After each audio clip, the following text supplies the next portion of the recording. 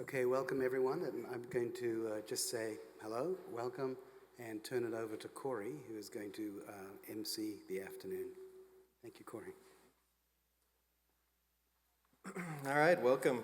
Thanks for coming to day 2, or 2.5, or I don't know, 3 at this point. But I'm Corey, and I'm going to be the MC of today's event. So we're going to have, I'll do quick introductions, and then Benedikt will lecture. We'll have a short panel discussion, followed by Graham Harman, followed by coffee break, then Graham Harman, and another panel discussion, and then finally closing remarks. So there'll be a few breaks.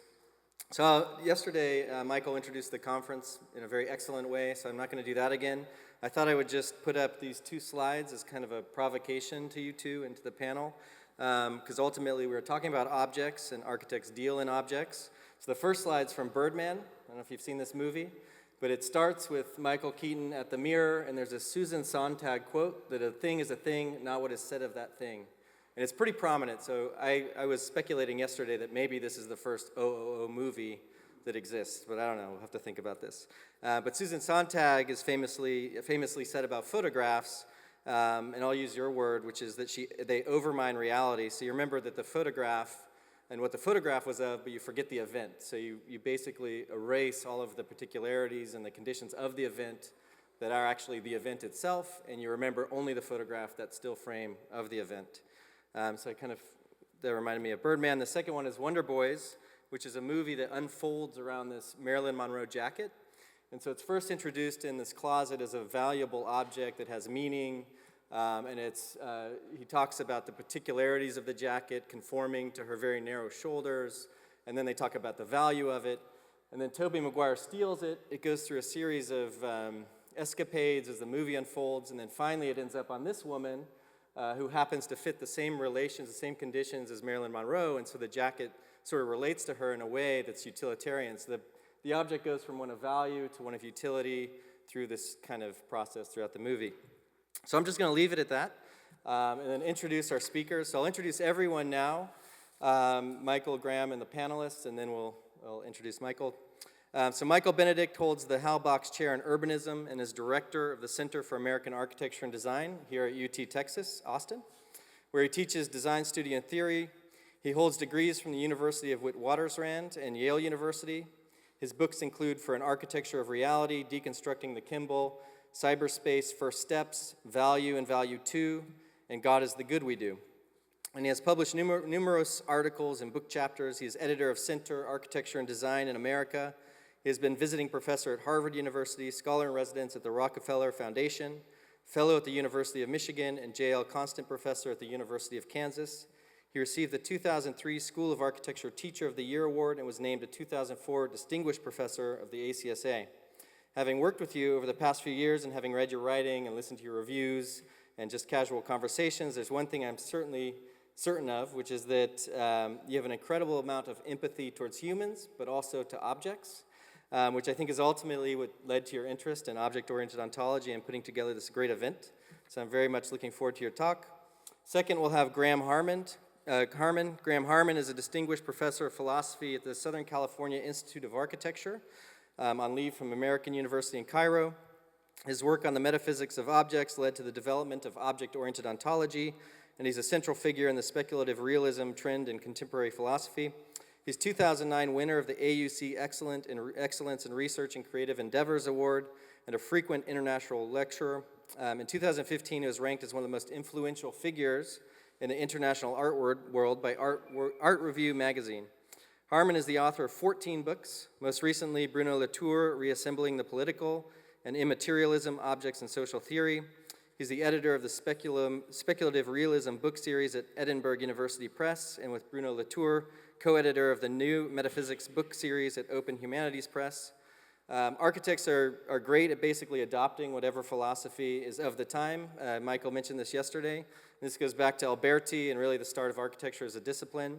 But more recently with Derrida, who, by the way, I remember, and Clay might remember this too, lectured with Schumi at his Lerner Ramps back in like 2000, shortly before he passed away. And that was my first introduction of the crossover between philosophy and architecture, and it was really an impactful moment for me. So I hope all you students out there take note that for you, this is that moment. Um, and so Graham's work is the latest of this long lineage of, of philosophy being in architecture. And I literally cannot go to a conference today where you are not cited as one of their influences. And this, what amazes me about this is not just avant-garde architecture, it's urban theorists, it's everyone within the discipline is citing him. So it's an honor to have you here. So our panel list today will be Craig Dykers. You know Craig from his lecture this week. He's one of the founding partners at Snøhetta. Dykers has led many of Snøhetta's prominent projects internationally, including Alexandria Library, Norwegian National Opera, Ballet in Oslo, Norway, National September 11th Memorial Museum in New York City, recently completed Ryerson, and also we saw the San Francisco Museum of Art, which is a beautiful building. Ian Bogus, who is an author and award-winning game designer. He's the Ivan Allen College Distinguished Chair in Media Studies and Professor of Interactive Computing at the Georgia Institute of Technology, where he also holds an appointment in the Scheller College of Business. Bogus is a founding partner of Persuasive Games, an independent game studio, and a contributing editor to The Atlantic, which the articles are really funny. You should definitely look them up, where he writes regularly about technology and popular culture. He's the author of 11 books, so you have some work to do. 3 more books. Most recently, Play Anything, The Pleasure of Limits, The Uses of Boredom, and The Secret of Games. We also have our 2 speakers from yesterday, Jorge Otero Pylos, who works at the intersection of art, architecture, and preservation. He has exhibited internationally. 2009, he is listed as one of 10 young Spanish artists to watch in Architectural Digest magazine. It was featured on the BBC's documentary Ugly Beauty, alongside Damien Hirst, Anish Kapoor, Carl Andre. He's an associate professor at Columbia University's Graduate School of Architecture, Planning, and Preservation, is founder of the editor of the journal Future Anterior. Albena Yaneva is a professor of architectural theory and director of the Manchester Architecture Research Center at the University of Manchester, United Kingdom. She has been visiting professor at Princeton University School of Architecture and Parsons School of Design. Her research is intrinsically transdisciplinary and crosses the boundaries of science, studies, cognitive anthropology, architectural theory, and political philosophy.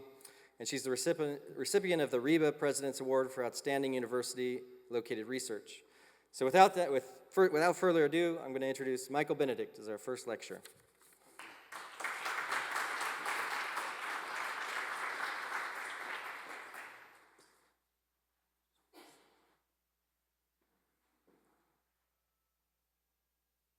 Yeah, if only. Here we go.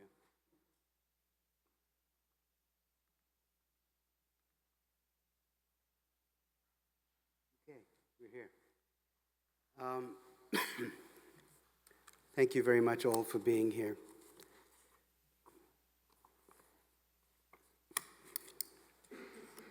It's a wonderful opportunity to be an opener for Graham Harman.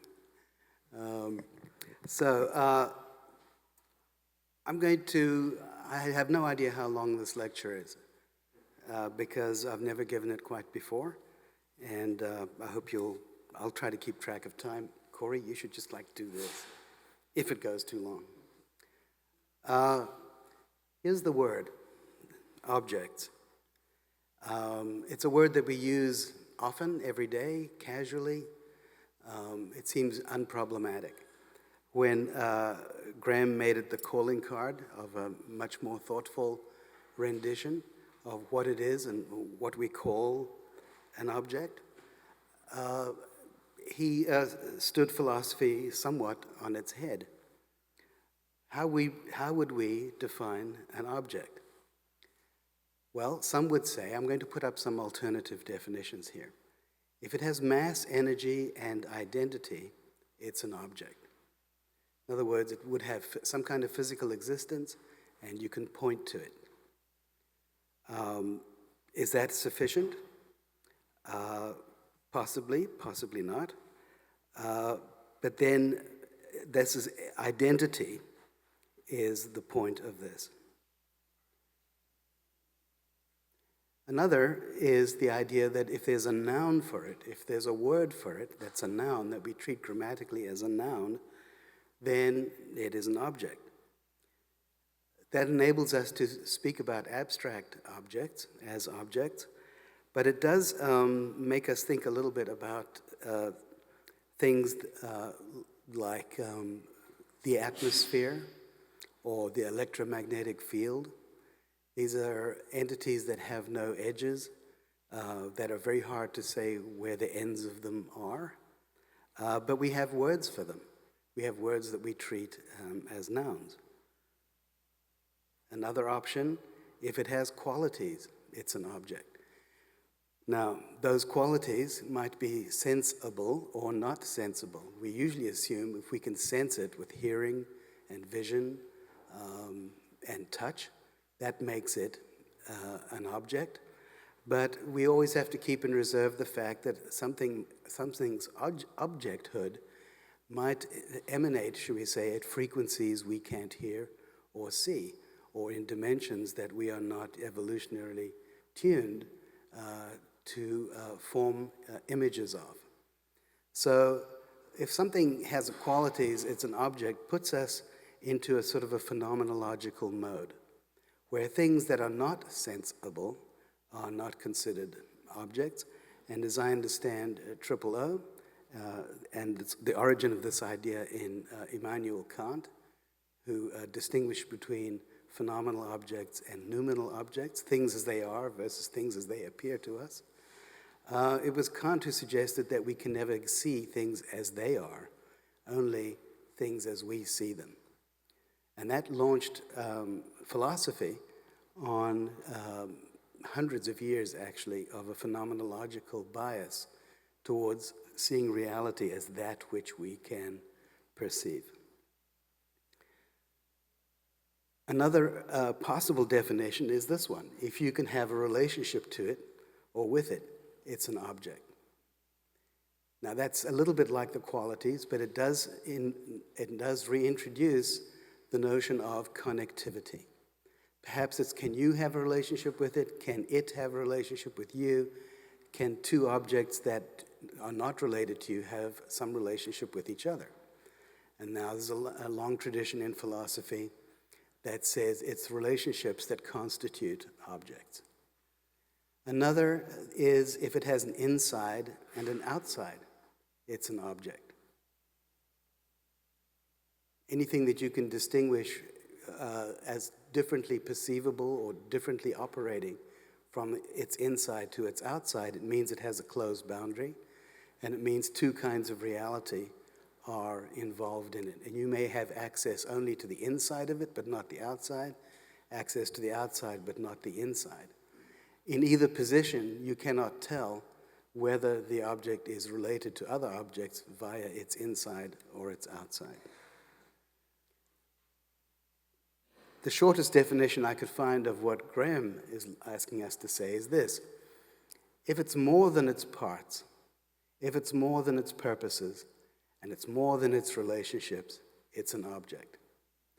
As I understand it, what Harman wants us to consider is that an object is always more than any description of it or any breakdown of it into its parts. It's also more than any use we make of it or any purpose for which it seems fitted or destined. And even putting it into a network of relationships cannot exhaust the object itself. Now, I know he does not like the negative definition of an object, which is it's that which remains after all these other accounts are taken care of. As I understand it, you would, and I would agree, actually say that all of these definitions of an object are, they're coterminous. They actually co-define what an object could be. And that the fact that there's debate among which of these factors should be the one that's the cutting factor is of interest. Nevertheless, an object emerges from all of these factors as something unique. Some of the positions that get associated with this, if there's a noun for it, it's an object, is nominalism, mass, energy, and identity, physicalism. If it has qualities, phenomenalism. If you can have a relationship with it, actor network theory or relationism. And I've put triple O as belonging mostly to that definition. The question is, what are the objects for architecture? it's clear that what you see as an object, what you treat as an object, is somewhat discipline dependent.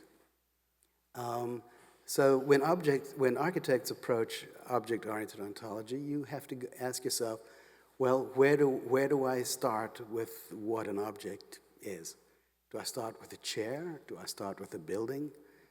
Is a city an object? There have to be sort of useful, at least for thought, some useful boundaries. The categorizations I found most useful, and which I'll use throughout this lecture, is this one. It is a little stupid, but it's sort of supposed to be, because things get complicated all by themselves.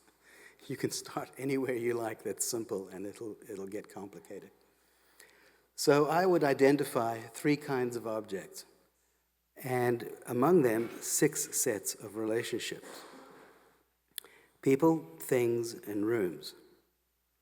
This leaves out some very interesting kinds of objects. For example, an institution. I am in the School of Architecture. We are all in the School of Architecture. The School of Architecture existed before I came here and you came here, and it will exist after. We can change many of its parts. We can change its people. We can change its codes. We can change all sorts of things. But the School of Architecture itself is like a wave that will roll through time.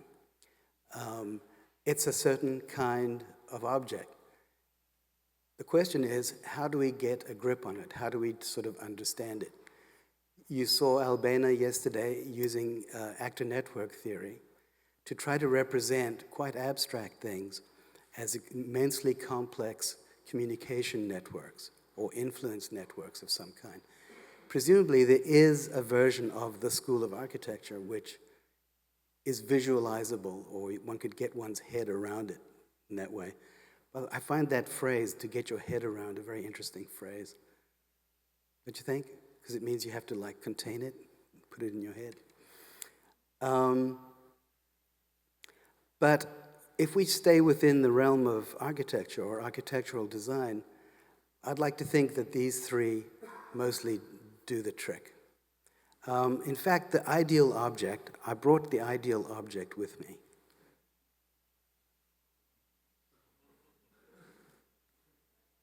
There's something about an egg which makes it the ideal object.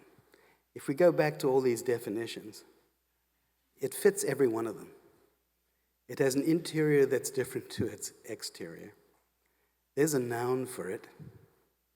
It has mass, energy, and identity. It has a tremendous advantage of being able to hold it in my hand. You can have a relationship with it. Hi, egg. And it certainly has qualities, a surprising weight and temperature. And if I cracked it open, a smell, a taste, and all the rest of it. In fact, the fact that it's such a dense and complicated object, the fact that I can think that this was taken from a hen, that this could have been a chicken, that this may or may not be a fertile egg, all thoughts about birth, about Easter, about death, all these things are contained in this egg, or by this egg, and remarkably, by an incredibly economical shape. I mean, part of the beauty of all this is that this is not a complicated looking object. And that sort of unity, that temptation to wholeness and simplicity, sort of embedded in an extremely complex reality, makes the egg and egg-like things stand in some special relationship to aesthetic theory. And there's actually empirical research that shows that people like egg-shaped objects, whether it's vases or buildings, as we shall see. There's something about the egg. So let me go back to this. Only 3 elements, and yet 6 sets of relationships. You've seen I've had to group animals with people, which is, we don't know about that, but for this analysis, yes. There's people to people, which is the circular circle. people to rooms, rooms to rooms, rooms to things to things, things to people, and I think that about covers it. When you look through the literature of architecture, especially the literature of environment and behavior design, or in interior design, or any kind of science applied to what architecture could be or should be, you will see this relationship most, people to space. And in fact, the field of environmental psychology and environmental design thinks that that is the complete relational picture. If we could only figure out how people are affected by space and rooms, or how rooms influence us, basically we've got a much richer theory of architecture. But on this view, which is somewhat Olympian, you can see that actually people to people is another set of relationships, even without architecture. And later on, I will show you what it means to think about people-to-people relations architecturally without any architecture. The rooms-to-rooms relationship is something that we do talk about as architects, or spaces to space, usually in formal terms, and we do sometimes do things to things, but very rarely things to people or things to rooms. So what this challenges you, is as simple as it is, it challenges you to say what a complete theory or account, or object-oriented or relational account, would amount to. So with that, let me launch on some examples. This is I read that this is the most discussed work of art in the history of art. Okay, there's more been written about this thing than any other object in the history of art, and you probably all recognize it. It's a work called Fountain, and it's by Marcel Duchamp, and it is in fact a urinal. It is a urinal, very interestingly, not presented right way around. The urinal has been laid down flat. You can see the brackets that held it to the wall are here. This sort of slightly obscene mouth was actually the water supply because it was against the wall. So the pipe ran against the wall.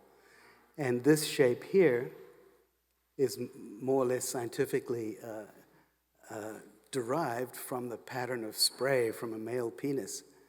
And everything about this, in fact, is calculated to, and this is for the thighs, so that a man's thighs can fit smoothly there. Now it's all turned sideways, and it's called a fountain. This is the one thing a urinal isn't, is a fountain. It's an anti-fountain. In fact, you are the fountain, if anything. We're not sure that Marcel Duchamp found this. In fact, the story is it wasn't his idea either. It was one of his girlfriend's ideas. And she wanted to put it in the show. And he said, "Here, I'll put it in under my name." And R. Mutt is an anagram of her name. There are two women that qualify for this. Now, it's an object that depends critically on its context. Let me go back and say, he made 7 replicas of this, well, 8 replicas of this, and they are in museums to this day all around the world, and he signed them. He allowed this to be manufactured, signed, but none of them are quite this. No one ever found this model, this manufacture of this urinal. In fact, if you look carefully, this is not the one just pictured. This is in Alfred Steiglitz's studio, which is the only place that would show it. Here it is in yet another museum, and that's Marcel Duchamp himself looking very insouciant about the whole thing. And it's a work of art because there's other works of art around it. Now, some of you might know the work of Arthur Danto called The Transfiguration of the Commonplace. In that, he says, what makes a work of art is the world, the art world. There's such a thing, he said, as the art world. And the art world consists only in a small part of artists. It actually consists of curators, collectors, critics, buildings. It was definitely an actor network theory of art, in which everything around this is what made it art. And that what made Duchamp brilliant was his understanding of how to tweak the art world. It was a very early relational or situational piece, and that's had huge influence. Now here's a version that's in the Barbican right now. It is not the original. As you can see, it is a slightly different, and it's in a case. Here's someone looking at it. There's the stray light coming from somewhere. I wish I knew where. Anyway, it looks better on my screen.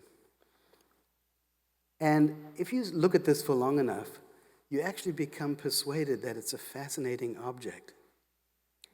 Some people say it looks like a Buddha. Some people say it looks like a nun. We begin to realize that it has a kind of space in it that concentrates light by virtue of the fact that it's porcelain and is reflecting light in a very sort of gorgeous way. It is related to an egg in that it's in its smoothness and self-sufficiency. And of course, it's somewhat obscene all at once.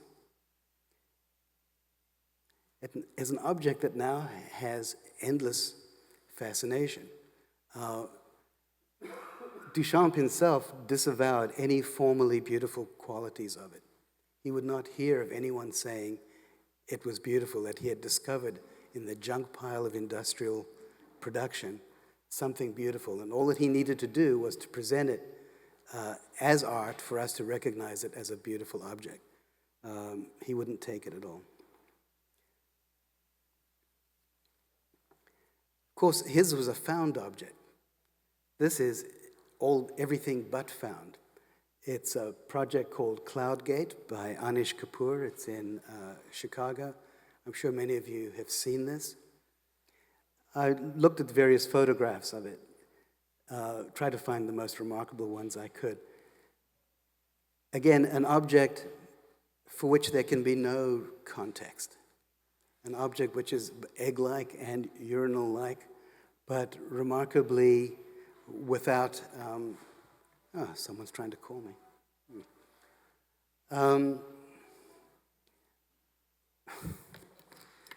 These damn things.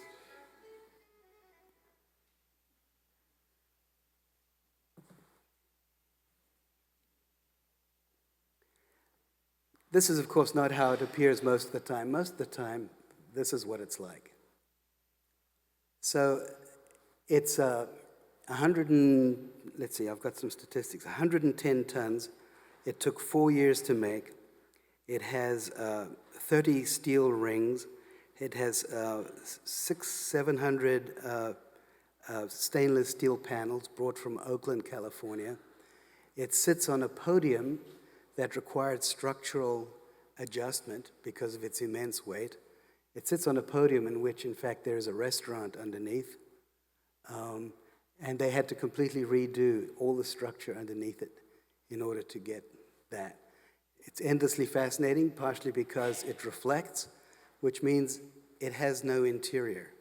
Well, it certainly raises the question of what's inside it. It can't be solid, that's for sure. So there's something inside there. You cannot get inside this thing.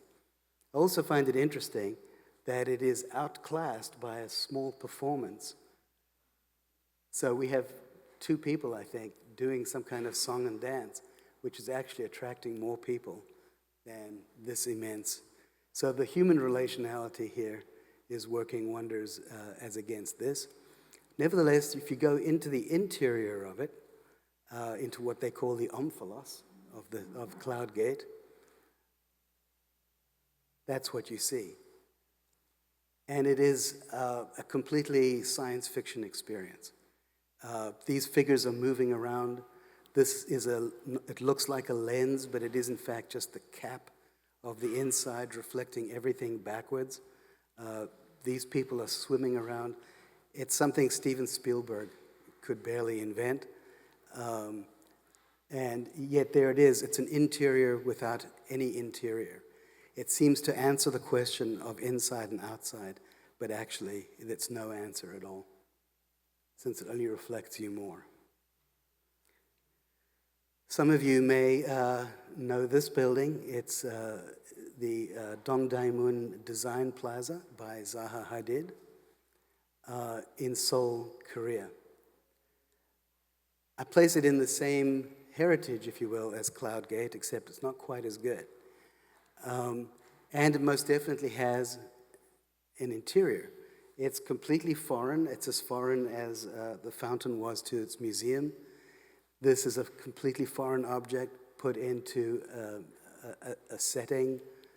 And its very foreignness, plus its smoothness, is what makes it an object par excellence. What kind of object? Well, Dongdaemun Design Plaza was retroped into these three words: Dream, Design, Play. It still says DDP. It says on the left, imagine a world where nature, society, and economy continue to grow together. It's a forward base of creative design industries reaching towards the future in the world. Design says, better, merrier, newer. Solutions are devised to be put into practice. It's an exciting workplace where creative individuals and their designs create value. And then play, it says, express your uniqueness. Enjoy challenging thinking, doing, and making your ideas usable.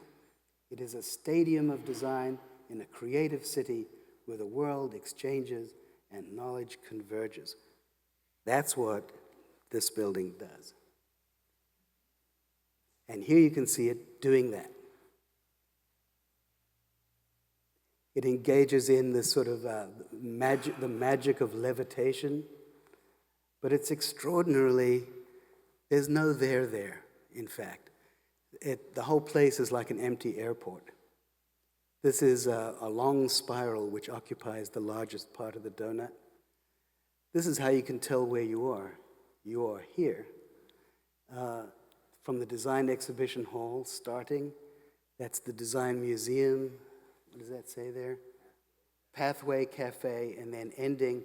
And then at the very top, as a reward, is the design experience zone. If you need to use the bathroom on the way up, this is for that. Here we are, very close to the design exhibition zones. Those are design chairs, egg-like, notice. The climax is this, which looks like it would lead to gates 4, 5, and 6. And this is the reception for it, which is like a lot of high design buildings, festooned with corrections to the fact that the building is not like doing what it's supposed to do. And this is the climax. These people are having a design experience.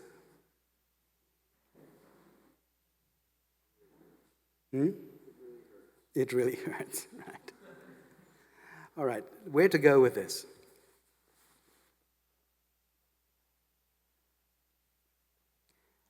If you just keep this thing at a literal level of people, rooms, and things, it actually constrains how we think of them. And this is what I'm calling the analogical argument. It's where you begin to think, in what ways are people like rooms and things? In what way are rooms like people and things? And what way are things like people or rooms? In other words, this is now tempting you to treat people as rooms or things, to treat rooms as people or things, and to treat things as people or rooms.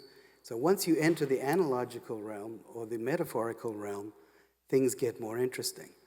Because we don't look at this diagram. I just like invented this diagram. But we live it, which means we are permanently stuck in this one.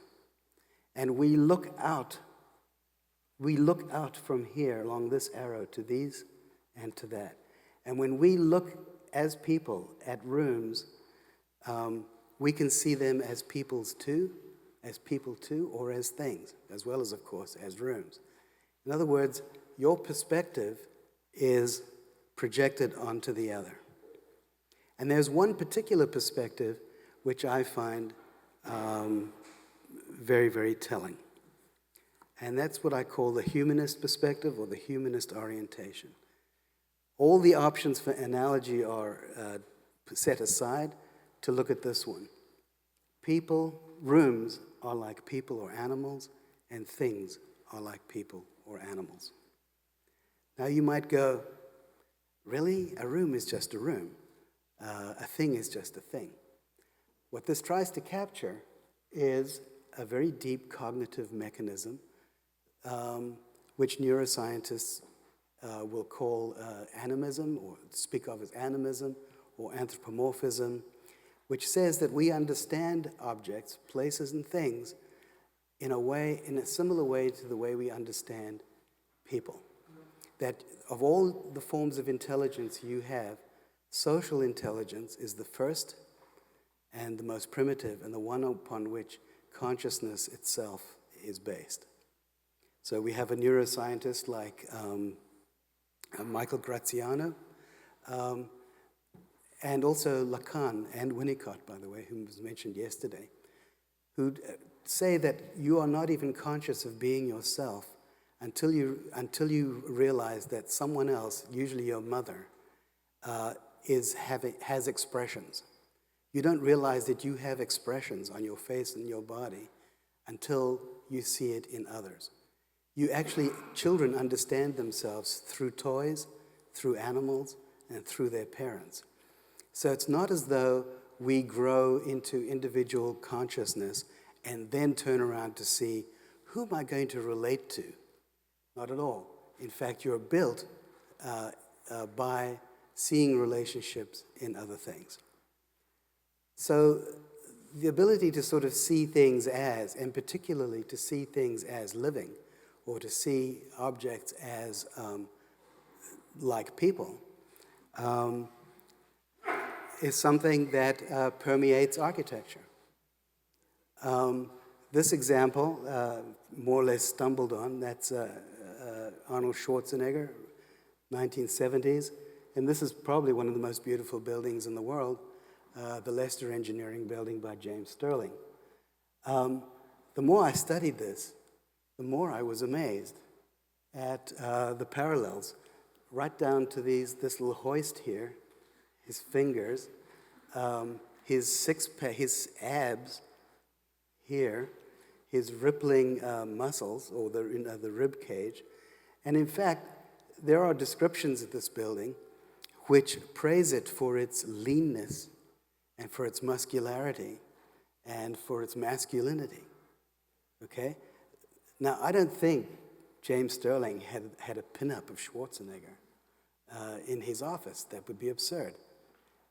But values like this creep into things no matter where you go. And the fact that we find this posture, this very posture, meaningful is something that's already coming from us and from the culture of the body. Even buildings as severe and as abstract as Louis Kahn's Salk Institute, here seen from the ocean side, here seen from the land side looking towards the ocean. So let me just go back. These are the well-known library studies. The ocean is behind us, and these guys look like that. The affinity of that to the statues of Easter Island, I think these sculptures really capture exactly what Kahn was going at here. The statues of Easter Island are waiting. They're waiting for something that will never arrive. They are staring out into infinity. They will be there for thousands of years. It is the mystery, it is whatever might be here that will never arrive that both of these are waiting for. And I don't think you need to know about the statues of Easter Island to sense that is what's going on with these. A well-known example, I'm certainly not original in showing this, since this building by Frank Gehry is called Fred and Ginger. That's its nickname. And what's remarkable, I do believe he had this poster up, or some representation, because it's just too uncanny. Ginger's legs in the air, here multiplied, almost cartoon fashion. This, her arm, his head, that dome, his posture of his legs coming together to one, this thing narrowing down to one column. The posture of this entire thing could credibly, I think, come from exactly that picture and no other picture. Gehry continues, this is his status center at MIT, a center dedicated to stimulating creativity among engineers. For Gehry, that means play. And you'll notice that he has a totally social, as in all his buildings, you'll see in a minute, has a totally social reading. In the same way that these visitors, the buildings are treated as a grouping, a social grouping of different kinds of quasi-people that are in some sort of convivial association. And Gehry himself has several times said that his architecture is the art of conviviality. When you get inside, of course, you have these amazing confluences of shapes that will probably, Ian, as you said earlier, this will probably leak if it hasn't already. It's a building that's everywhere a temptation to leak. But it was his willingness to confront what joints not to do that enabled him to interpret a building as an association of objects or colliding objects. And I believe that's what he learned from Kahn. I think that there's still room for understanding buildings as, in a sense, people. The way in which we sort of, my goodness.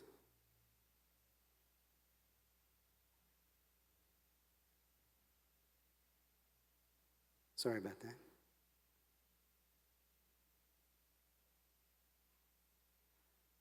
Okay. We understand these buildings as derelict or sad. This is Detroit. It's one thing to just say that and say that it's obvious, but it's another thing to sort of start to read your own spirit into it and to try to understand why it is so dispiriting. This painting seems to me to capture something of the spirit of that. I think she's an artist. She has a child. She has a husband. They are pulling her in different directions. She's carrying her life and her work and her daughter, I think, on her back. The whole environment consists of buildings leaning anti-perspectively against her. She's crossing a terrain with a skull and a telephone. So I find this emotionally very, very moving. And I think that there's a building here that somehow manages to transcribe or embody, not too literally, because then it'll be just cartooning. It would just be Disney. Yeah, the magic moment of abstraction is very, very hard to reach. But it certainly isn't this, which is in an environment not unlike a brand new piece of cultural machinery placed into a very heterogeneous environment and completely blithe. Another example of Kahn, this is a North African gravesite discovered by Aldo van Eyck. It's in a book by Aldo van Eyck, which he found tremendously affecting, and I find it very affecting too. So it's out in the desert. The graves are inside there. The chief person buried is under that. You can tell because there's a rise and there's a circle in it. You step over this to get in. In so doing, your head is bowed. You're made to bow your head. The protection created from the blowing dust created by this wall is treated as for people, friends, family members. These are heads and shoulders joining arms. This is a very, very simple rectangle of mud, but by the slightest gestures, there's a sort of a seriousness and a gravity which I find totally extraordinary, and I think Van Eyck did too. You see a similar gesture at a Unitarian church in Rochester by Louis Kahn. These four skylights, I want you to observe which way they're facing, which is inward. How do we know they're facing inward? You can see that by the way they're glazed. You can see the shoulder gesture or the arm gesture all the way around. There's four of them, and they're surrounded by another round of protection, if you will. Kahn's work, once you begin to read it socially, as social formations, you can begin to explain the uncanny power that his work has over us. It's because we're reading it socially. Le Corbusier was well known for doing the same. At Ronchamp, these, sometimes talked of as a nun's hat or a boat, but you need to look at the light monitors. 2 at the back door, 1 at the front door beyond. These are most definitely 3, if you will, personages. At Chandigarh, there's no doubt in my mind that this came from a local power station, but these gestures and that form is everywhere to be seen in the turbans and the shoulders of the people around there.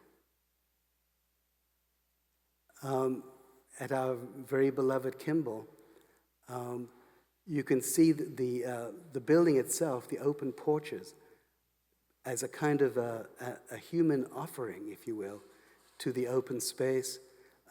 These are the olive trees as about to enter, possibly, which all seems normal until you see Renzo Piano's response.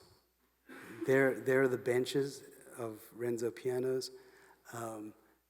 These very, very high-tech roof elements have none of the generosity of this much smaller building.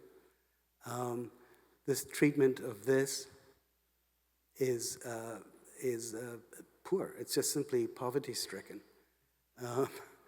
And when you go there, this tiny little building has twice the power of this building, twice its size. Not because this isn't gorgeous in finish and tech. It is. It's really stupendous. But it makes no human gestures at all. It has a very, very frightened, looks like someone frightened by a dog. This is the dog, by the way. A very, very recent building by Diller Scofidio. It's an addition to the medical school in New York City. You may or may not know that Liz Diller was very much into dance. This is a frame from a dance. I've got made a note here. Well, let me not be overly academic. All down the side, she pulled, this is a thing architects do today as well, all down the side, all the circulation. The idea is if you have circulation, you should show it. And you should make it look as much like a dance as possible. I see echoes of that here, but also in West Side Story, which is where this is.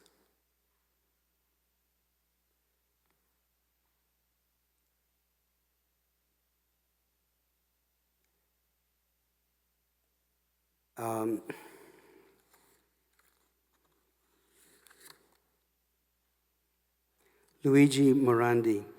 Okay. I had a mental burp right there. Well known for these portraits. I called them portraits right there. Of common objects. All of them posed exactly like family portraits are. Luigi Morandi is a favorite of several architects, among them a man I've mentioned several times already, Frank Gehry. Frank Gehry is not someone you normally associate with Louis Kahn in the same breath. But if you look one level underneath, They have tremendous similarities. Just an anonymous building whose beauty comes from grouping, from almost social grouping. This is a clip from a movie called Baraka. It shows a street life in Sao Paulo, a mother and her children. There's often arguments as to what the first architecture was. If you open a history book, the first architecture is the primitive hut, and it's made out of branches, and it looks a little bit like a Roman temple. This actually is the first architecture. First architecture is the body of the mother. Her legs stretched out in both ways, her torso, her children in between, the mother's protective arms. These children are perfectly at home in the shelter created by the body of the mother. There's something similar, I believe, going on in the Dominican Mother House by Louis Kahn, where this is the protection, if you will, and these afford the freedom of these remarkable spaces in the middle, joined at their corners, so that which achieves some very interesting effects. Each of these is able to be a complete space in itself, rather like a person with the dignity of a person, and yet connected in ways that, like this transition here, looks right from both sides. That will look right from both sides. This will look right from both sides. Adjusting themselves, but nevertheless placed inside of that. Here's a model. This thing was never built.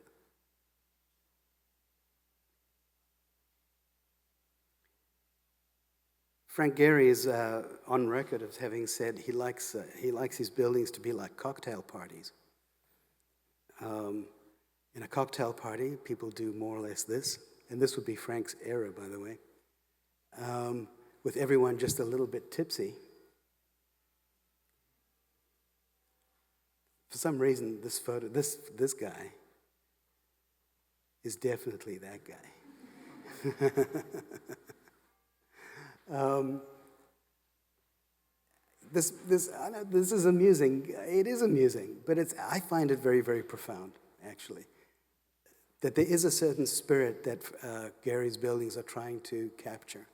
And the only way to read that spirit is by reading his buildings as people, or read his buildings socially.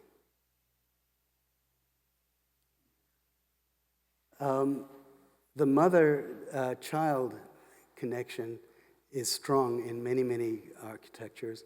And now I'm going to take us back to Le Corbusier.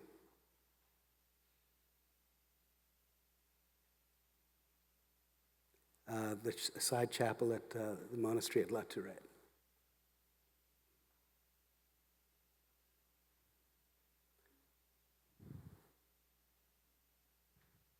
Carlos Scarpa, the Brion Vega Cemetery.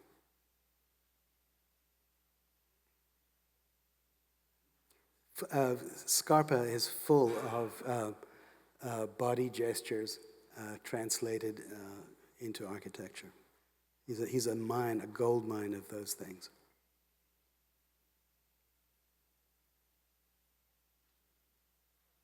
Are you all guessing what this is going to turn into?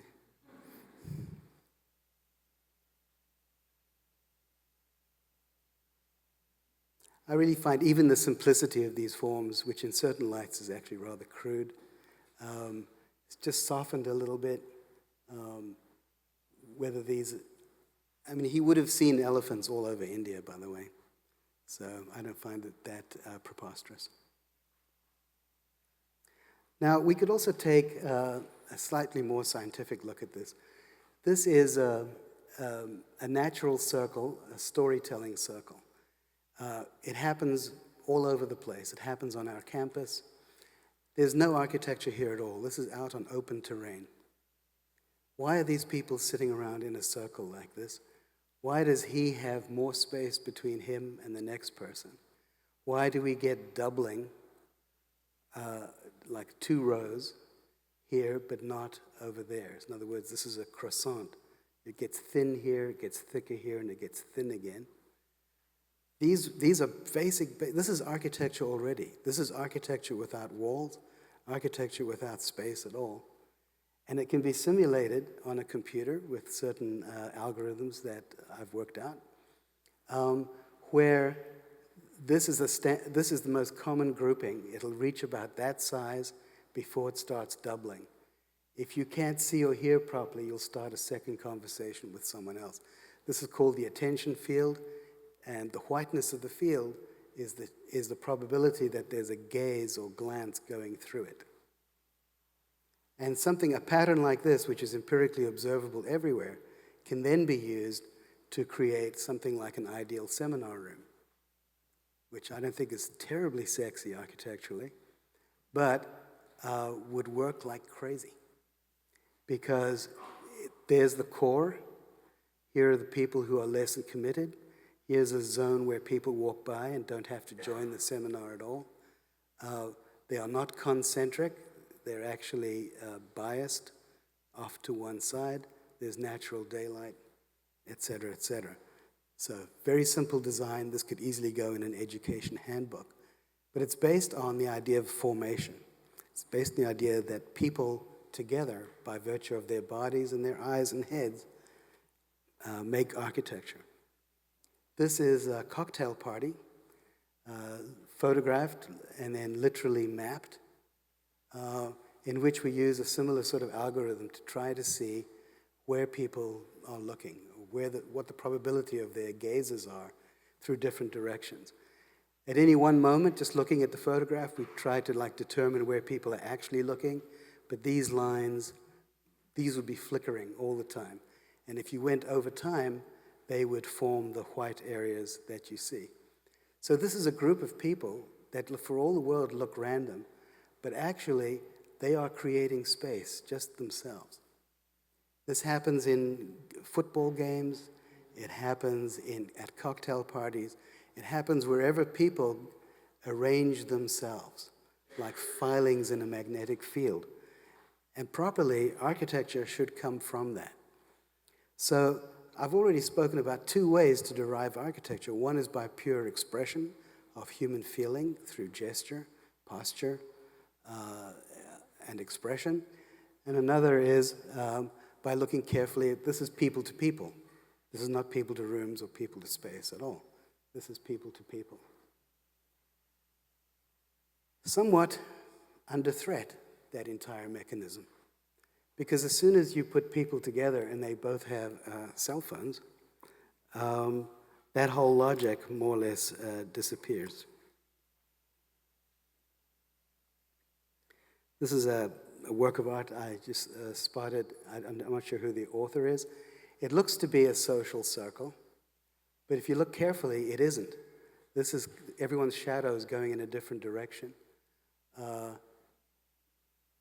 These are completely independent people that are being shown as though they were a formation, as though they were a social formation. It is, in fact, quite a profound critique of the present social condition. This is a Pokemon character as found at Arlington National Cemetery. The one thing I will say for it is that at least you relate to the character. Okay, now I'm going to bring this to a close. The title of my talk is Architecture Beyond Experience. What have I said here? Have I said anything that would say we are in a realm that's beyond experience?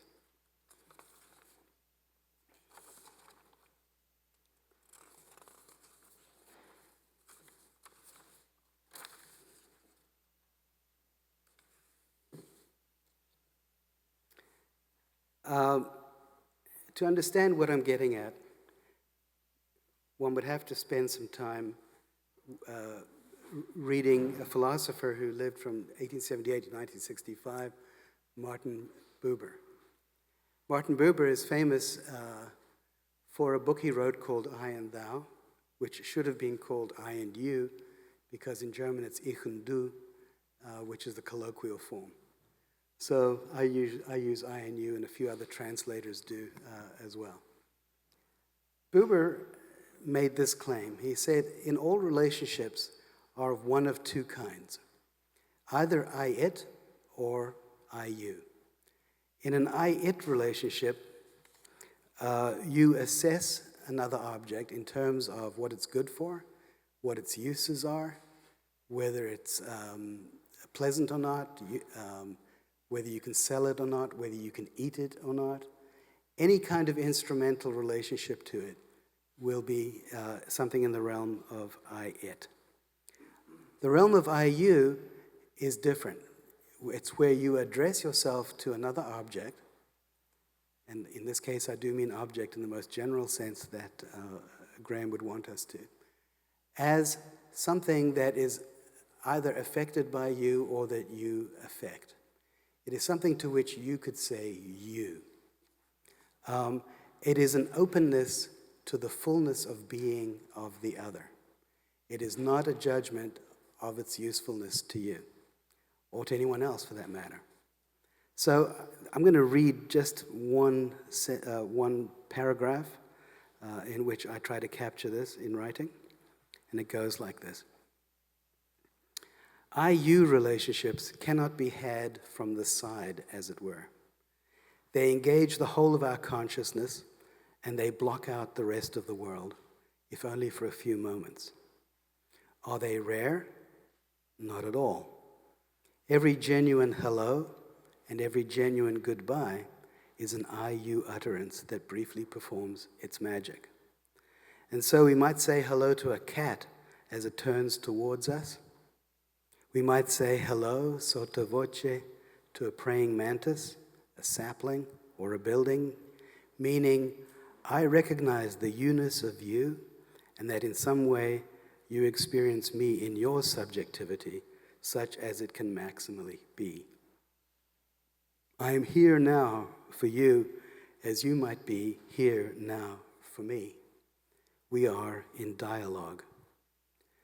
Buber would say, we are in dialogue whether or not we exchange words. In I-it, people deal with each other. In I-you, they meet. You go to an aquarium.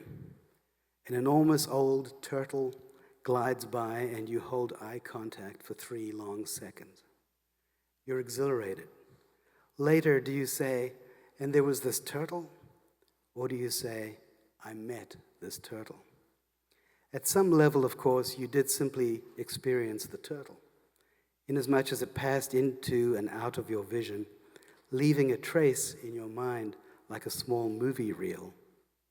You might also have classified it as beautiful or ugly, or beautifully ugly, as foreign or familiar, and so on, grasping for words. But if something else passed between you in that 3 seconds, call it an understanding, an opinion, a recognition, a caring, then something more happened in the world than 2 experiences in 2 brains. What happened was more like a momentary reconfiguration of the world itself. What happened was a single event, an encounter, in which everything physical, from the layout of the aquarium to the rays of light that joined the turtle's fovea to yours, played a role. The hunter of old kneels over an animal he has slain. Forgive me, he whispers. This is I-you. Looking up, the hunter offers a prayer of thanks. This may or may not be I-you. He stands up to think about how to get the carcass home. This is I-it.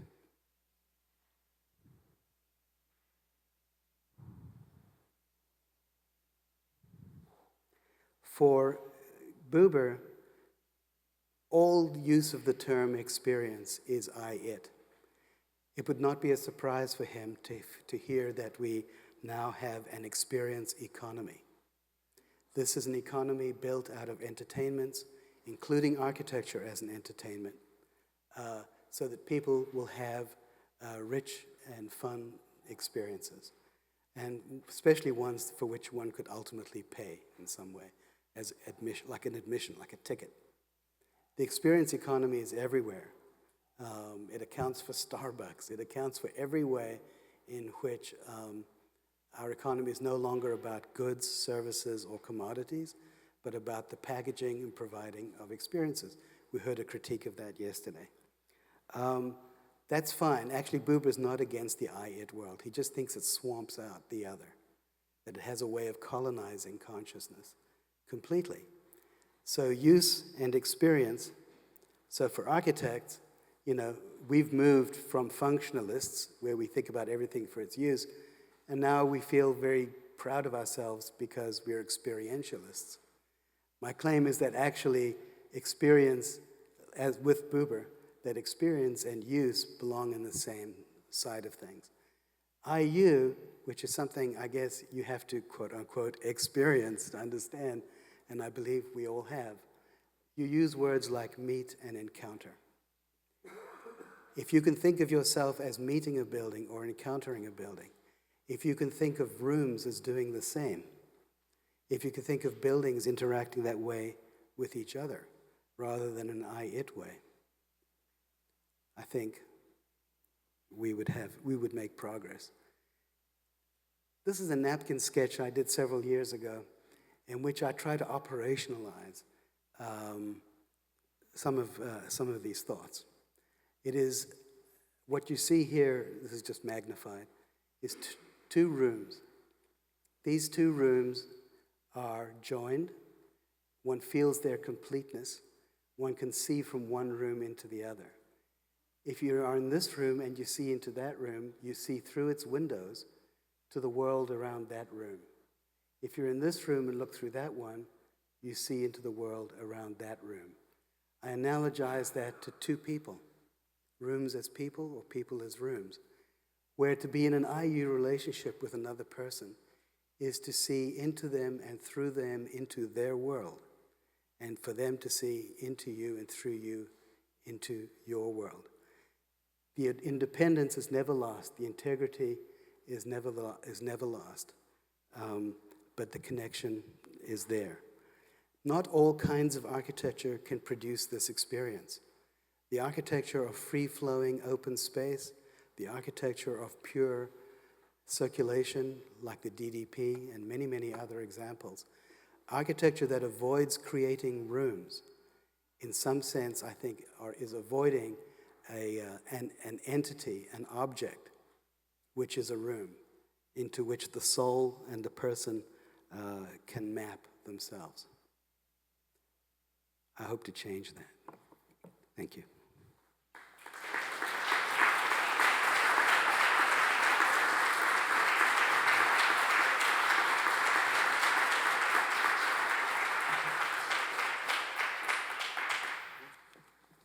If I could ask the panelists to join me over there, and then Michael. Yeah. Stay up here. Oh, yeah, that's right. I get the treat because this is my former professor, my mentor. I wanted to say that I think all of us would agree that objects are very powerful things. It would be hard to disagree with that. They carry so much weight with them. And I wanted to actually start by commenting on your introduction, Corey. You introduced everybody by what they think about and how they see the world and how they're trying to understand the world, except for the architect. The architect was introduced by the names of all the things that the architect has made, not by what the architect thinks about. And it's the burden of the architect to carry these objects around with them, to the point that everyone sees you by virtue of those objects and not how you think about them. I would say that in our practice, we focus on multiple dimensions of trying to define what a thing is. So we're architects and landscape architects working side by side. That's a very strange collaboration because we're managing the relationships between things and the things themselves constantly. Our work is as much defined by the landscape architects in our office as it is by the architects. Yet they're rarely given precedent, or they're rarely given focus in our work because it's hard to see the things they make, as it is more easy to see works of architecture. So it's very important to me, these two ideas, and I just wanted to share a short story. One time when I was in China, this is a story that relates to that. I speak minimal, rudimentary Chinese, and I went to a fruit stand. I was alone, and I asked for some food. And I asked for 3 oranges, and the Chinese fruit seller looked at me and held up 4 fingers, and he said, "Yes, 3 oranges." And I thought, oh, geez, my Chinese is really bad. I must have said 4 by accident, so I repeated it, 3 oranges, and he said, "Yes, 3 oranges, 1, 2, 3. He counted the space between his fingers, and my head kind of turned upside down, and I thought, wow, this guy is giving value to the space between his fingers and not the fingers themselves, which I thought was a very interesting lesson. And later, I happened to know somebody who was making in a weird craft in baseball manufacturing, and they talked about how the most important thing on a baseball are the threads that tie the leather together, not the leather itself. And so I would say that space at a certain level doesn't exist. Space can't exist, I think, and this is my rudimentary understanding of physics and philosophy. Space can't exist unless there's an object to define it. So we need something to define it, otherwise it's a vacuum. And vacuum simply is something that doesn't have any way of having anything. And as soon as you put something into that space, like an object, then it's no longer a vacuum. But we also know that nature abhors a vacuum, and it will suck objects into it just to make it somehow plausible to us.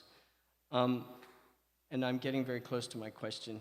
I also say, because I believe a lot of my work is based on some of the things you have talked about tonight that you also talked about when I was your student.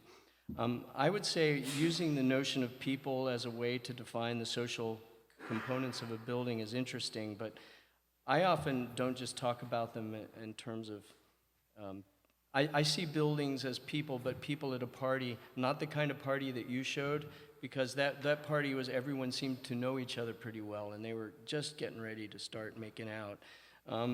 There's a lot of parties you go to where you're the only person, that you don't know anyone else, and you have to figure out how to meet them. Yeah. So you go through all these methods to try and find people to meet. It's the performance of that social condition that really defines it more so than the people themselves, how that situation performs. So objects, I don't say, I never say, how can you know what an object looks like before you know what it does? So you have to know what it does at some level, how it performs. So the egg, for example, to me, which, as an aside, by the way, it's clear that the egg came before the chicken because it's a lot simpler. But you never mentioned the fact that it gives life. You didn't mention that. Okay. I'm pretty sure. You talked about how it looks and what's the components and all the characteristics of it, but its primary purpose is to give life. And that's its performance value, and it never really perhaps wanted to be that shape, but it came to be that shape because it was very useful to perform in that shape. So I thought that, and here's my question, or my criticism, because, I love what you say, but I'm wanting to be critical. All the things that you brought up were very poetic. They were almost coincidences, that the elephants looked like Chandigarh. These are wonderful coincidences, and I love them, but they're very, very poetic. And I just can't believe that as architects, this is what we do. We spend our time making objects that other people can label, or that we go into the wabi-sabi, the sort of art of arranging these objects, or that all of our purpose is to find an interpretation of the soul of that object, and that if we can do that, we'll make great architecture. It just doesn't seem like, it seems so limiting to me, and since I spend most of my time not really thinking about objects, maybe it's because I've just done it so long, I just don't think about it, but it's rare that I discuss a building in terms of an object. So is it too limiting to be this poetic, or is it maybe I just need to be a lot more fanciful? Gosh, how do I think one of the amazing things about objects is is how they can appear and disappear. One of my favorite examples is to say, where does your fist go when you open your hand? Where does your lap go when you stand up? Where does your smile go when you stop smiling? There are a lot of objects that like are we're at actually, a Hindu or Hindi, yeah, Buddhist thing. I only made up one of those. Yeah, it's actually Taoist. Yeah, Taoist. So that this is a formation. This little arc of people here has like performance criteria. There's a reason that it's arced like that, and these chairs will go back and be something else. But we'll give this a name. We can put this in a catalog. We can say what it is, and there are thousands and thousands of human formations, from the formations at restaurants, rodeos, government houses, weddings, the kind of choreographies that people do, football plays, all of it. All of these things are objects, which I think you, Craig, and your firm are just like amazing at detecting and providing for. So for me, for you to, I think you do think about objects, but they're somewhat evanescent and they're social. Yeah, As you say, about people maybe But just people, meeting I each other. would never start a project by saying I want it to be like a herd of elephants. Uh-huh. And in fact, generally what would happen is that somebody else would say it looks like a herd of elephants, while Yeah. simultaneously someone else says it looks like an iceberg. And everybody's just going around labeling objects. Right. Well, someone like Louis Kahn actually would say it looks like a herd of elephants.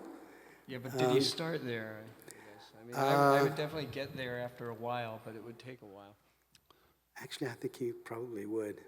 Well, shoot. Craig, when I took the harbor boat tour in Oslo, they told us your opera house was supposed to be an iceberg. And I don't know if that was your idea or if that was just the tour boat's idea. Tour boat. Okay. Shall I go next then? Yes, please.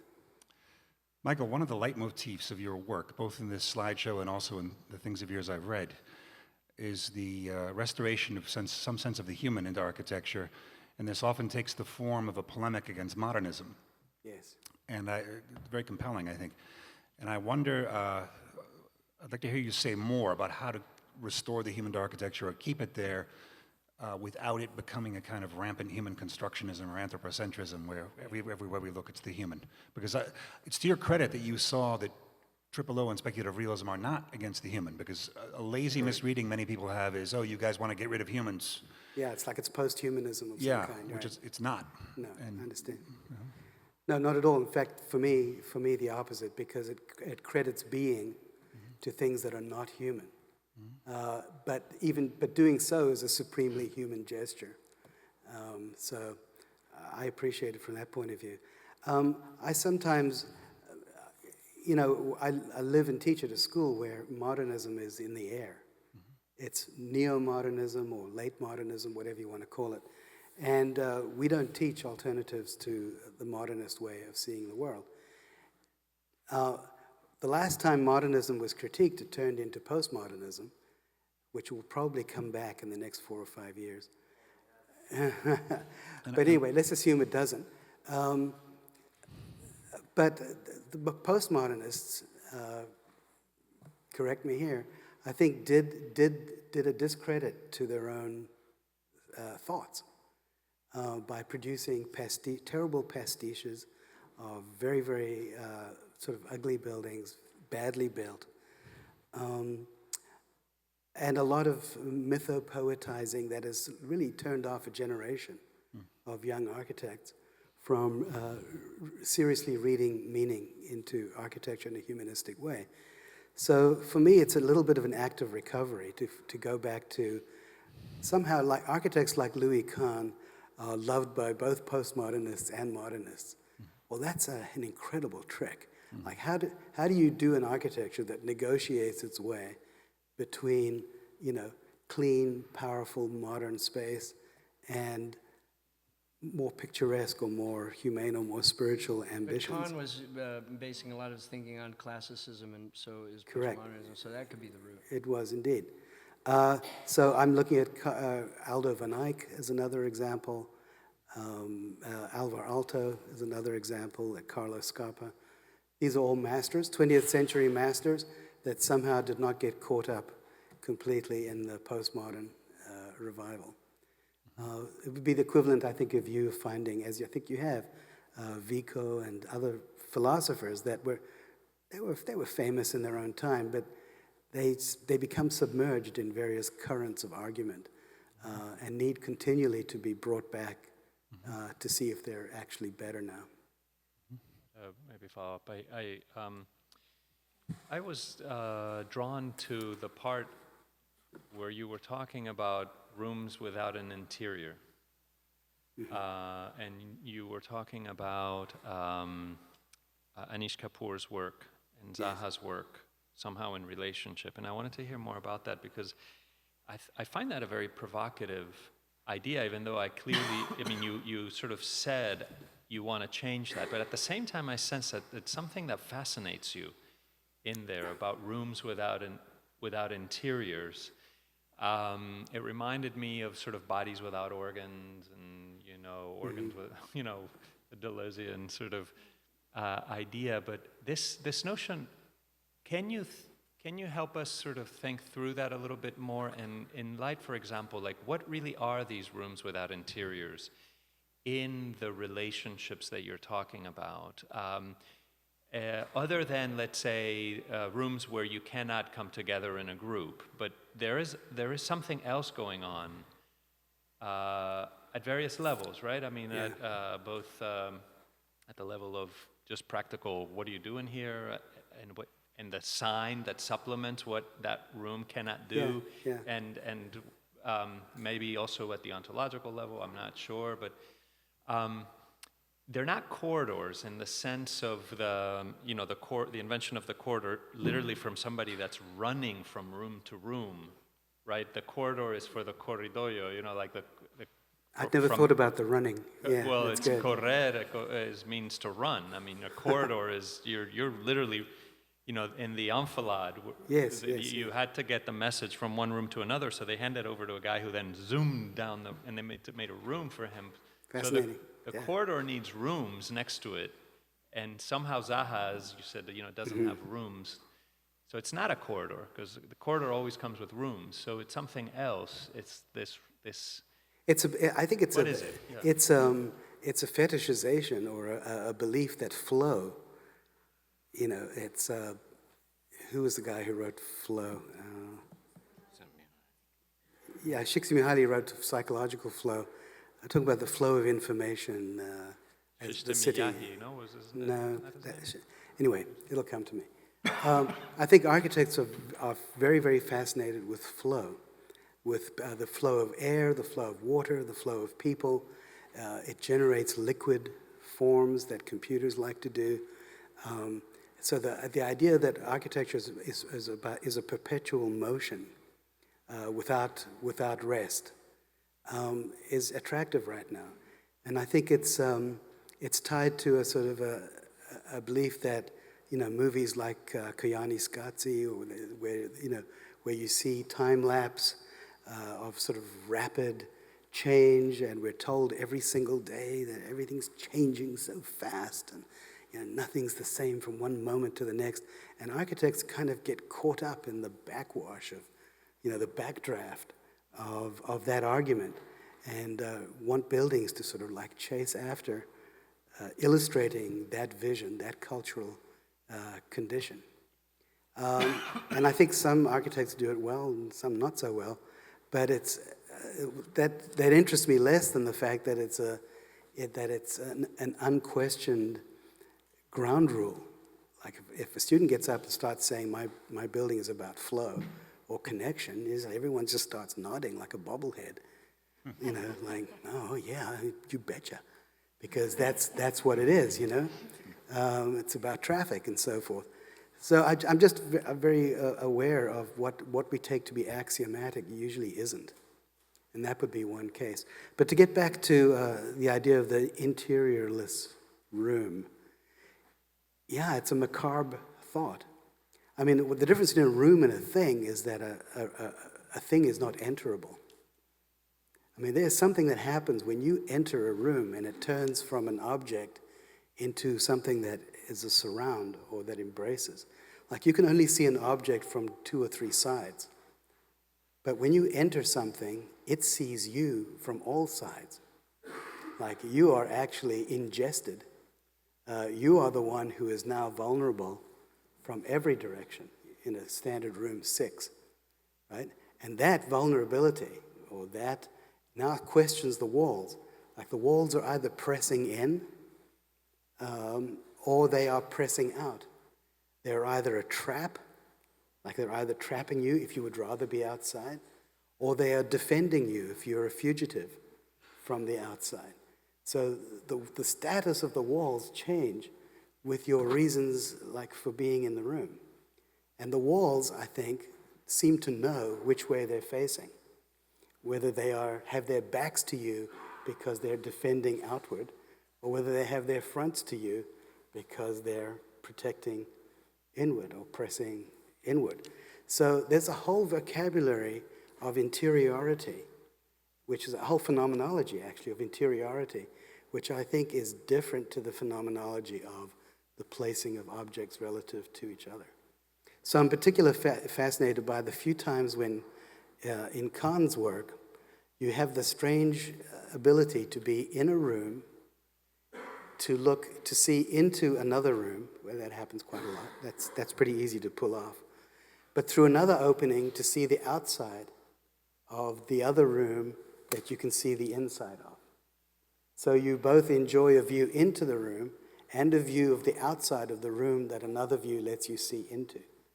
So when you do rooms on an L shape and you join them by the corner, and then you place windows here, you can actually see the outside of the thing you're seeing into.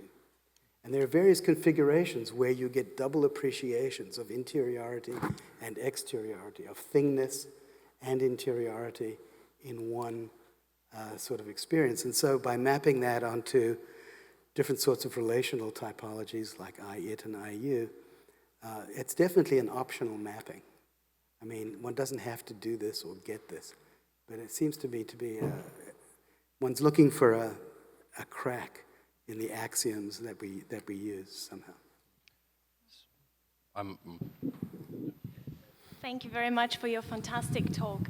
My first question is kind of related to Craig's question about the metaphors or the images we put next to a building. Yes. We rarely, as users, well, as dwellers, to avoid the concept of use and the IT Yes. kind of reductivist approach to use as IT, dwellers. that's good.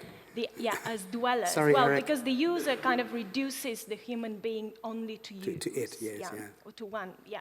So the dwellers of a building are rarely in front of a building, contemplating it and trying to associate it I agree. to elephants or whatever. Yeah. And I'm particularly thinking about the Stater building, for instance. Yes. You said Gehry said that it's his architecture is an architecture of conviviality, and this was in fact an extremely controversial building when it was built, and the scientists were complaining because they were never consulted about the building, and they were literally saying that they feel like rats in this curved space, which are probably very beautiful, and the architect is very proud with this space, the internal spaces, I'm thinking.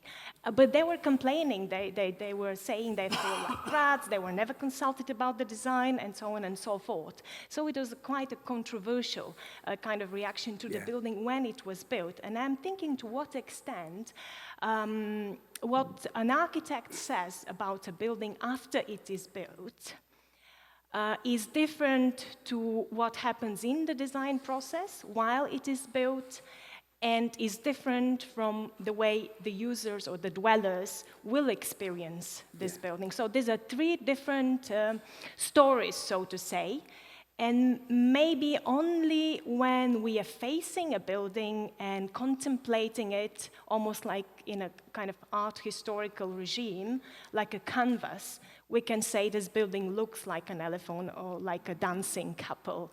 And we have this kind of beautiful metaphor, but we are never in front of a building. We're always in and out a building, engaging with the kind of material arrangement, rooms and corridors and all this kind of movements that a building makers do, in a much more complex IU relationship rather than an IT relationship, I agree, but we never stop even for a second to contemplate it. So I'm thinking to what extent this objectival nature of the building matters for the dwellers. And it's certainly a different regime here rather than the architectural design regime. And my second question is about your concept of grouping, which I really like and I appreciate reading your I didn't work present on that right Louis here. Kahn. Yes. And I want to connect it to Graham's critique of relationality.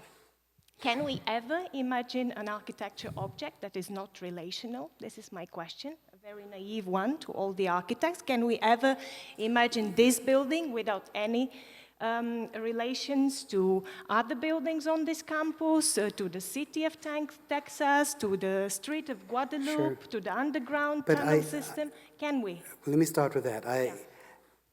I don't think I've found Graham or anyone in SR anywhere saying that relations can be absent or don't count.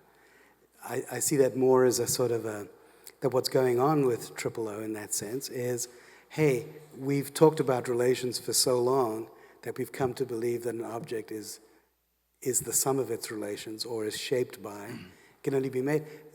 Architects are happy to hear that, especially functionalist architects, because you set up the problem, you look at the traffic, you look at the sun, you look at the wind. God knows as an architecture teacher, you spend all kinds of time, but you never can reach the point, and it's not just because of lack of time, you can never reach the point where all the conditions and all the relations produce a building, like all by itself.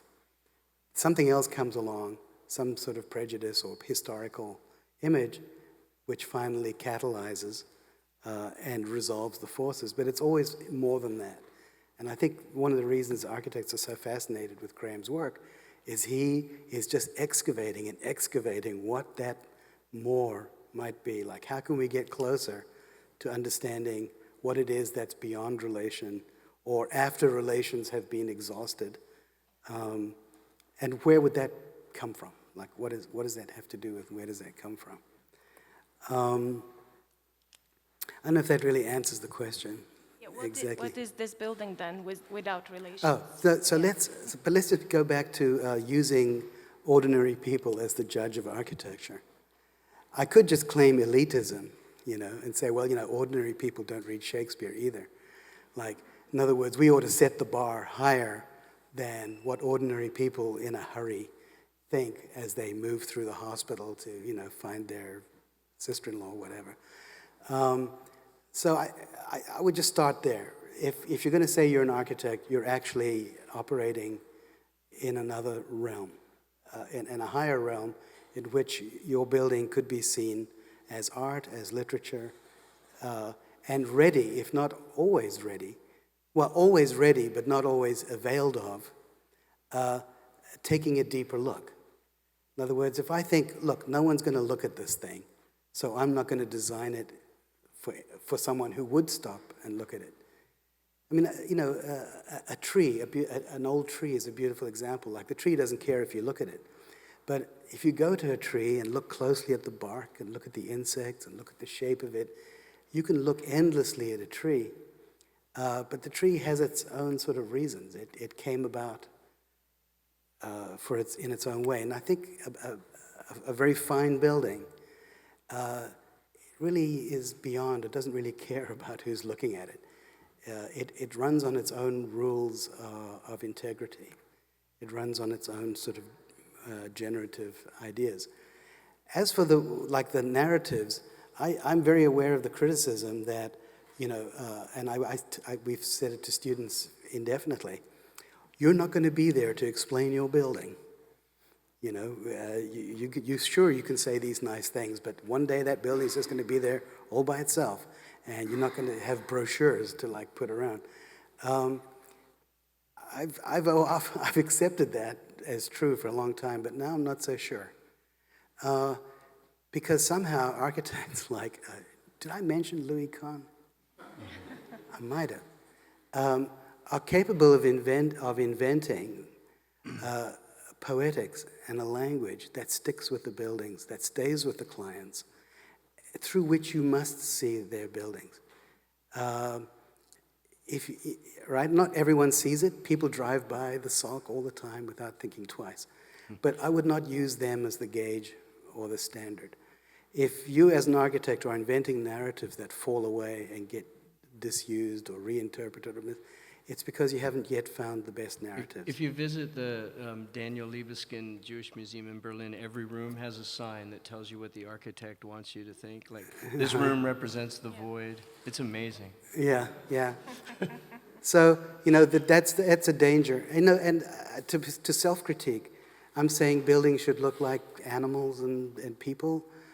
That's a terribly dangerous advice. I'm really aware of it, because you don't want a building to look, like a leaping tiger with paws and stuff. But because that's Disney. I mean, it's too literal, and it's a dangerous game. It's a dangerous game to sort of animate or give personality or spirit to a building, and stop beneath the level at which someone could just read it like this.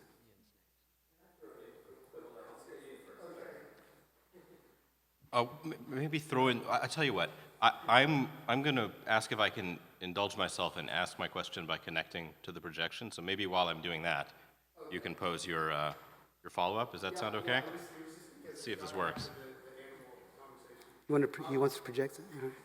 I guess it's because we're at DT, and this is the home of the Knights of Prince. I want to agree with this comment of a story I heard a while back. So I only have VGA. So John Hina and Raymond Abraham were in the car headed to the Chicago Biennale in the 70s. And during that time, John Hina was obsessed with this cartoon called Barbar. And he was obsessed with kind of the characteristics of the animal primitives and their shapes and stuff like this. And if you start to look at some of his later buildings, you can see some of that come out, especially the wall houses, the wall figures, and everything forward. And if you follow that back all the way to the beginning, when you read Master Medusa, it comes from Henrietta Schultz, when she used to teach Virginia. And she would teach this class where it was a figured ground, and they would use animals based off staples to manipulate the figured ground. And I think it's something that certainly has something to do with the primitives that we've used in architecture for so long, with the pyramid, the sphere, and the cube. Let me just say, there was you've done this, I'm sure, but when you're up here doing a lecture, your notes turn into a blur. And did I write this? Oh, I didn't. So there's a piece I want to read that speaks to that. Because for me, to animate, to sort of see things as alive, like material. So what is it that would make you sort of go, oh, that's a happy chick, that's an unhappy chick, And I actually think it's an ethical principle. There are lots of metaphors. Sorry, do you mind? No. There are lots of metaphors that architects use. Buildings are a language. Architecture is a landscape. Architecture is a machine. Architecture is an organism. So this is one among several optional metaphors that architects use to sort of move their work along, is the idea that architects are beings, and maybe human beings, and maybe human beings in relation. So, but what is the impulse? Why choose that metaphor? You just put your hand in a bag and pull some other metaphor and have fun with that. And I think it's because the architecture as beings, or buildings as beings metaphor, is fundamentally ethical. There's something ethical about thinking that thought. And I wrote a passage that I was going to read in the lecture. And can I sort of read that, and you'll see what I'm saying. There's an essential credit-giving, anti-reductive rule governs the ethical life. And that rule, stated poetically, is this: to treat stones like plants, to treat plants like animals, to treat animals like humans, and younger humans like older, wiser ones. It is to treat strangers like friends, and friends like family, to treat family like one's own self, and one's own self like an agent of the divine, a spark, a hand, helping to preserve, honor, and promote all forms and instances of life, especially those that can do the same. Apply this rule, this default conferral upon all things and creatures of a more evolved intelligence, of a better nature than one has strict evidence for them having, and one is likely to behave admirably. Let the burden of proof, one is saying, fall upon those who would pronounce others dumb or lacking. Where life stirs, goodness begins. Beauty requires beholding. Nature's crowning achievement on earth, after all, is human ethical consciousness, the very consciousness with which and through which you and I realize our special responsibility to and for all life. To address this responsibility to the point of action requires that we summon the will and energy to do so. To summon the will and energy to do so requires that we address not only practical matters, but, as vague as the phrase is, the human spirit, our own and everyone else's. To make the human spirit as large, as patient, as joyful, as forgiving, intelligent, and generous as possible. And this in turn involves, if we are architects, making buildings whose character embodies the virtues and attitudes we would want every person to have too. Virtues and attitudes, any list of which would surely include the ones just mentioned. Do buildings not become architecture when they bear witness to who we wish to be, as well as to who we are? So this is an argument for, by crediting, by giving life, by seeing more, and trying to understand architecture in human terms, we'll reach a point where the virtues of architecture are actually human virtues, readable in that. This is an argument made by Sir Geoffrey Scott around about 1917 in a book called The Architecture of Humanism. He was defending classical architecture mostly. I see those words in the finest modern architecture too. So.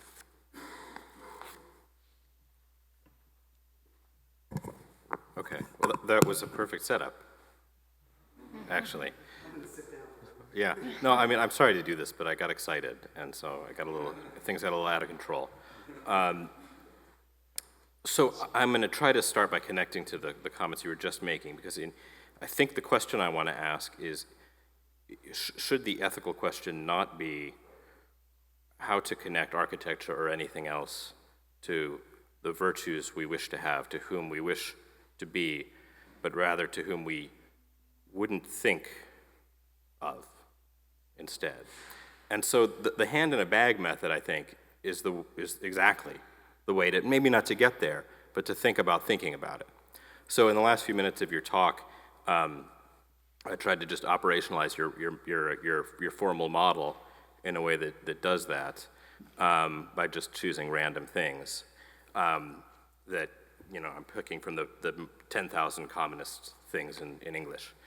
And these are preposterous. They're meant to be preposterous, and actually it's an implementation of an idea that I call ontography, which is, for me, Graham uses the same term in a different way, but for me this means creating a catalogs or bestiaries of the great infinity of being, and then sifting through them. And computers are particularly useful for this because they take us out of the equation. They help us see the things that we might not otherwise choose to see. And as a kind of connected question, since this question of modernism also came up, I wonder if, because architecture is such a formal discipline and because modernism is continuing to express itself in the formal method, if not in the form, if that simplicity, that drive to simplify the model is undesirable. And in fact, what we want is something that's simple while also being grotesque and ghastly, right? And you can actually imagine, sort of, pudding. There was pudding. Italians, blood, politics. These are not things that we wouldn't think to think about. And the idea of kind of opening the space of being of asking a question like what else is, rather than what is, might not be a productive one, right? So I apologize for the theatrics, but this is sort of the way that I was thinking about it, and I wanted to show you in those terms, and also to kind of demonstrate just how rudimentary, the rudimentary effort required to get to a rudimentary version. And imagine what would it look like if we built, you know, more deliberate kinds of versions of these experimental models that are maybe a little less random and a little more deliberate, but that very much Zionists and annoyance. I mean, you know, they suggest questions that we don't think to ask, and to me that's maybe where ethics lives, is in the questions we don't think to ask rather than the ones that are immediately obvious to us. I don't know if that's a question or if you just want to riff on it, but I'll let this run for our entertainment. Yeah, that's a zinger there, Ian. This reminds me of a question of whether computers can write poetry. Yeah, I mean, they can write and, bad poetry. Yeah, there's wonderful poems that But they do it really fast. Yeah, and they can do it real fast. And humans that we are, we will find amusement and meaning in almost any semi-grammatical concatenation of words. So yeah, I bet we could take a bunch of these and just drop them in a studio and say, go. Right. You know, let's do, in fact, what's wrong with foursomes and fivesomes and so forth. So I think I would address your question in a meta sort of way. That is, as a amateur philosopher and writer myself, when you propose breakdowns and schemes of different kinds, you have to go very, very carefully from a point of view of a reader. Diagrams that seem absolutely clear to you are totally baffling to everyone else. I've had this experience over and over. I just hate other people's diagrams. They never seem right. I always want to retitle the things. I don't know how many three-legged stools I've seen, you know, which really should be four-legged stools and so forth. So I think one has to be careful. One also has to very carefully manage the ineluctable fact that the world is unbelievably complex. The world is unbelievably complex. There's not a question you can ask that doesn't send you into the woods of irresolvable things. So your plea for more openness to things we haven't thought of, I could see that at a certain stage of the creative process. It's like, oh, we haven't thought of everything. Let's do combinatorics. I know a little bit about it, actually, about how to do combinatorics, and then select, and then recombine, and then select again. It's a sort of, I do believe that design is speeded up evolution. It's evolution in the brain. It's variation, selection, multiplication, and so forth. They're happening very, very, very fast. But the Holy Grail is not more stuff. The Holy Grail, it seems to me, is to find cracking the world at the joints, you know, like believing that the world objectively has collectivities, has joints, has weaknesses, has places where the information flow is weaker and things can be pulled apart, like right there, without too much damage, you know? I don't see how an architect can progress if they haven't found a way of doing either binaries or trinaries or quaternaries at the most, because the human brain actually starts just fizzling out. You can't think of more than like 5 things at once, at a time. Then you could take each of those 5 and go, okay, there's 4 in those, but you constantly have to build ideational machinery that the mind can handle, because the true complexity of it is without end. So I don't know if what you're proposing that these could like accidentally reveal whole new trinary. Is there any constraint on these? Are these like all nouns or all? They're nouns. They're selected from arbitrarily the 10,000 most frequently used nouns, and I probably have burned up my my API access is what just happened. Yeah, for the next 15 minutes. Yeah. One of them said Father, Son, and Holy Ghost. And yeah, that was it. Father, Son, Holy Ghost. That's a good one. There's any number of them. But if you're offering a critique of my own people rooms things, I could get into a discussion of that. There's not many writers, I think, who would break out rooms as an ontological fundamental. Yeah, We've I got mean, peoples and things, then when you put things around a certain way, you kind of get a room. Who cares? For me, by elevating room to an ontological category, you'd have to read my footnotes, but I do defend the shit out of it as to why actually a room is a whole new sort of existent object, that it's not a thing and it's not a person and it's not an animal. Yeah, a room is an object. Sorry. But I don't think rooms made the cut at Rem Koolhaas's Venice Biennale, did it?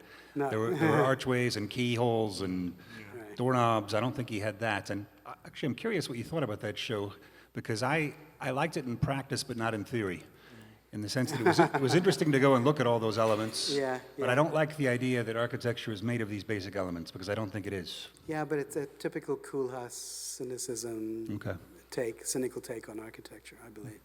I A still, real sort of stick-it-to-you idea. I'm still having challenges with the idea of landscape and how it fits into this picture. You might call it a thing, but to a landscape architect, it has there's just this weird quality about making space in a place where space isn't always meant to be clearly defined. No, I think I think there's so much to be thought through there, and I can't think of anyone who does it better than you do, Craig, really, so. Thank you. That was